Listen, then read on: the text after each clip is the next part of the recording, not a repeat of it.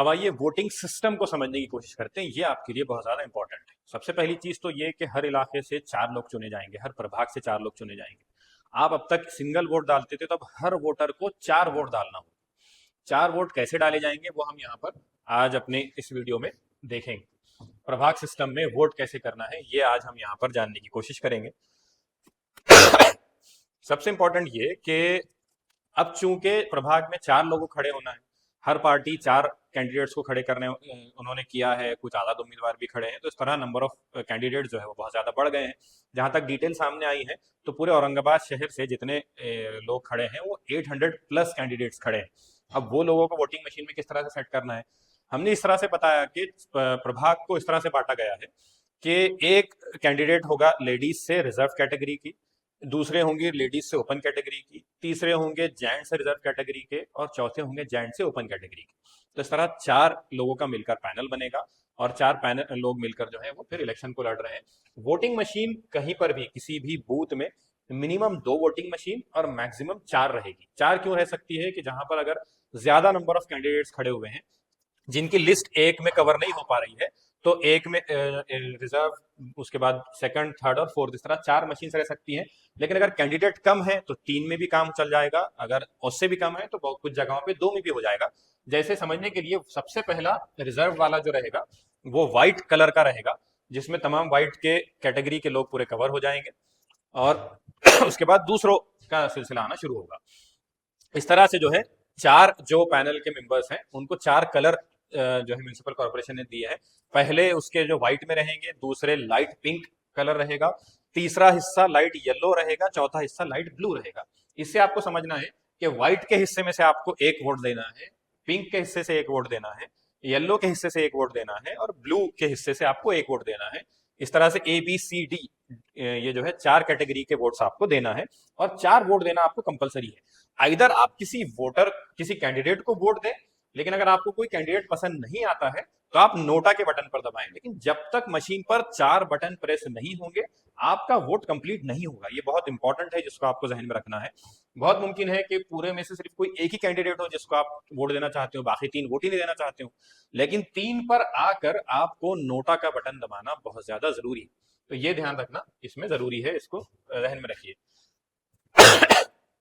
इसको अगर आप उसमें रखें तो अ, ब, क, ड, ये 4 कैटेगरीज दी गई है। ड कैटेगरी ओपन मेल की है, क जो है वो रिजर्व्ड मेल की है जो रिजर्वेशन के साथ है, ब कैटेगरी फीमेल ओपन की है, और अ कैटेगरी जो है वो रिजर्व्ड फीमेल की रखी गई है। इस तरह आपको पहले आपके सामने अ का वोट आपको डालना रहेगा, ब का, फिर क का, फिर डा का, इस तरह आपको 4 लोगों को बेसिकली वोट देना है। इसमें यह भी बात जहन में रखिए कि हर पार्टी ने अपना अपना पैनल बनाया। जैसे MIM ने 4 कैंडिडेट खड़े किए, कांग्रेस ने 4 खड़े किए, शिवसेना ने 4 किए, और इस तरह उन्होंने अपने कैंडिडेट्स का एक पैनल क्रिएट किया है। तो ये जरूरी नहीं है कि अगर अ में आपने किसी पार्टी के कैंडिडेट को वोट दिया है तो बी में भी उसी पार्टी के आदमी को देना जरूरी है, ऐसा मामला नहीं है। आप अ में किसी एक पार्टी के पर्सन को दे सकते हैं, आपको लगता है कि फला पार्टी का पर्सन जो है ज्यादा सुटेबल है, ब में कोई दूसरी पार्टी का पर्सन ज्यादा सुटेबल है, क में जो है तो कोई दूसरी तीसरी पार्टी का पर्सन सुटेबल है, ड में कोई आजाद उम्मीदवार है या कोई और पार्टी है, या ऐसा मुमकिन है कि एक ही पार्टी के 4 लोग आपको पसंद आते हैं तो आप वो भी कर सकते हैं। दोनों तीनों चीजें इस तरह से मुमकिन है। ऐसा बिल्कुल नहीं है कि एक पार्टी को आपने आ में चुना तो बाकी सारे में आपको चुनना जरूरी है, ये भी ऐसा कंपलसरी नहीं है। ऐसा भी नहीं है कि आपको चारों में अलग अलग चुनना है, आप एक ही पार्टी को चारों में भी वोट दे सकते हैं। अब हमने जो आपसे कहा था कि हो सकता है कुछ बूथ्स में 2 मशीनों में काम हो जाए, तो कैसे होगा? जहां पे कम कैंडिडेट खड़े हैं वहां पे 2 ही मशीनें रहेंगी।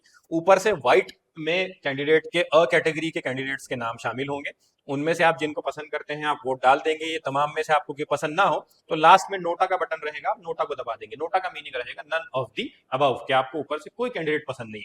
वहीं पर नीचे एक लाइन के बाद, गैप के बाद जो है तो पिंक लाइन आ जाएगी, यानी सेकंड कैटेगरी, ब कैटेगरी के कैंडिडेट्स यहाँ पे आ जाएंगे। उसके बाद सेकंड मशीन की तरफ आपको जाना पड़ेगा, वहां पे येलो कैटेगरी में क या सी कैटेगरी के लोग मौजूद रहेंगे, और फिर ड वाला पार्ट रहेगा। इस तरह से फोर्थ कैटेगरी के लोग वहां पे मौजूद रहेंगे। और किसी जगह पर अगर कैंडिडेट्स की इतनी ज्यादा क्वांटिटी है कि वो मशीन में कवर नहीं हो पा रहे हैं तो मैक्स टू मैक्स 4 मशीन्स रहेगी, 4 मशीन्स पे आपको वोट दबाना रहेंगे। इस तरह से कि जो है तो अ के जो है तो व्हाइट वाले एक में, ब के सेकंड में, क के थर्ड में, और ड के फोर्थ में चारों मशीन्स पे आपको बटन दबाना कंपलसरी है, तब तक आपका वोट प्रोसेस नहीं होगा। उसके बगैर आप आगे बढ़ नहीं पाएंगे।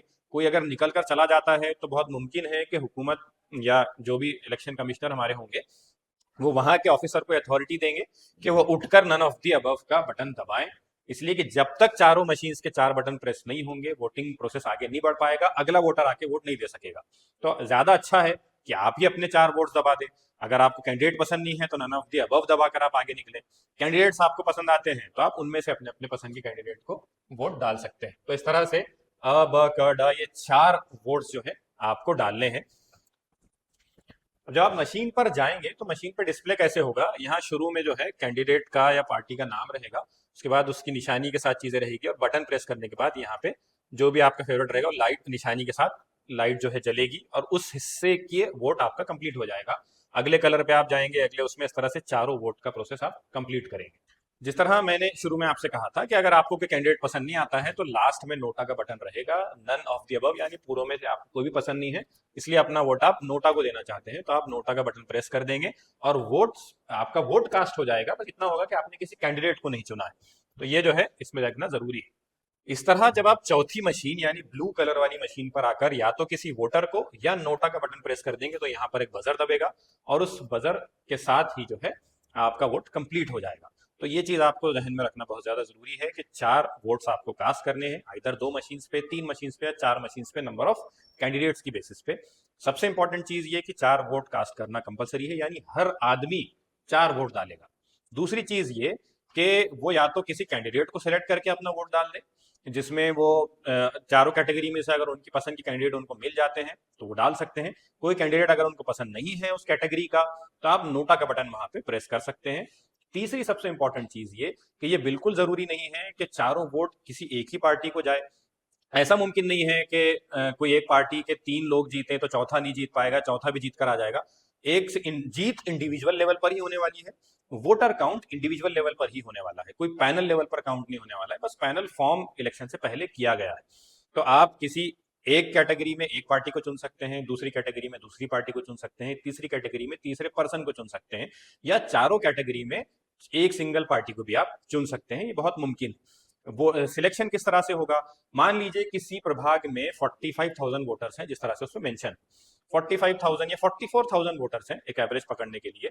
अब इसमें से 50% वोटर का टर्नआउट होता है, यानी 22,000 वोटर्स उस प्रभाग के निकल कर आते हैं और वोट डालते हैं। तो हर कैटेगरी के पर्सन को 22,000 वोट में गिना जाएगा।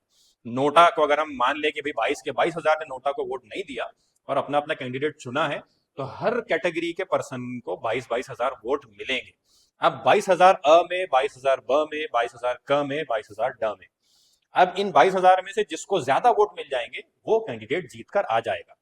फिर वो चाहे किसी भी पार्टी का, बहुत मुमकिन है कि आ में कांग्रेस का पार्टी का पर्सन जीत के आ जाए, ब में जो है तो शिवसेना का जीत के आ जाए, क में जो है तो एमआईएम का पर्सन जीत के आ जाए, ड में जो है तो वो आजाद उम्मीदवार जीत के आ जाए। इस बात की भी पूरी पूरी पॉसिबिलिटी इस वोटिंग सिस्टम में मौजूद है। तो ऐसा बिल्कुल नहीं है कि सिर्फ पार्टी वाला ही पर्सन जीत पाएगा, जिसका पैनल है वही जीत पाएगा, या आपने अगर आ में एक पार्टी को चुन लिया है तो अब तीन में आपकी मजबूरी है कि उसी पार्टी को चुने। तो ये पूरा वोटिंग सिस्टम है जो हमने आपके सामने कोशिश की एक्सप्लेन करने की, इसलिए कि बहुत ज़्यादा कन्फ्यूजन सामने आ रहे थे, लोग पूछ रहे थे कि वोट कैसे डालना है, कैंडिडेट का सिस्टम क्या है, बाउंड्रीज क्या है। और हमने जैसे शुरू में आपको कुछ प्रभागों के बाउंड्रीज कॉलोनीज बताए हैं। वो फाइल अगर किसी को चाहिए तो वो कमेंट में हमको अपना नंबर लिखें, हम इंशाल्लाह उस तक PDF उसको रवाना कर देंगे। तो ये थी वोटिंग सिस्टम की। अगर कोई इस पूरे वीडियो में आपके सवाल बाकी रहते हैं तो अपने सवालात को भी आप कमेंट बॉक्स में लिख सकते हैं, हम उसका जवाब इंशाल्लाह तैयार करके फौरी आपको भेजने की वीडियो के जरिए या वहीं पर जवाब के जरिए कोशिश करेंगे। खुदा हाफिज़।